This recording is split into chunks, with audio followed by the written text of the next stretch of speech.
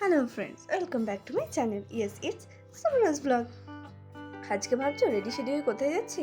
আজকে যাচ্ছি একটু পার্কে, মানে সবাই মিলে বলতে আমার বান্ধবীগুলো যেগুলো আছে, হ্যাঁ, মৌসুমি মানুষ, ওরা সবাই মিলে একসাথে আমরা পার্ক যাচ্ছি। মানে এমনি হঠাৎ অনেকদিন ধরেই যাবো করছি, তাই ভাবলাম যে চল তাহলে আজকে ঘুরে আসি।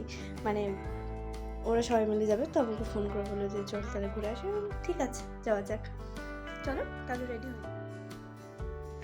এই যে প্রায় মোটামুটি রেডি। এরপর হালকা করে একটু লিপস্টিক লাগিয়ে, একটু হালকা করে কাজল লাগিয়ে ব্যাস পুরোপুরিভাবে রেডি হয়ে সোজা বেরিয়ে পড়লাম পার্কের দিকে। আর পার্কের সঙ্গে তো ভালোই জানো কে কে হতে পারে।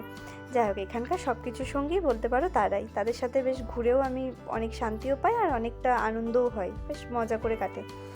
যাই হোক, বুঝতেই পারছো, সমবয়সী যদি বন্ধু বান্ধব থাকে তাহলে আর কিছু বলার নেই।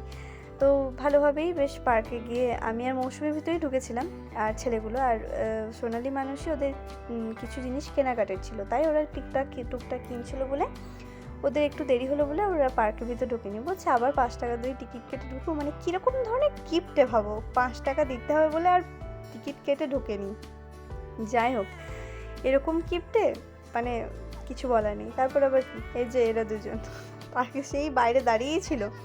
যাই হোক, তারপর হালকা করে একটু ফুচকা খেয়ে হাঁটতে একটু আসার পরে টোটো পেয়ে গিয়ে সোজা বাড়িতে এসে আবার কি মেয়েকে সোজা পড়তে বসানো, মেয়েকে পড়তে বসিয়ে একটু পড়িয়ে নিই, তারপর আবার রাতের খাবার করা।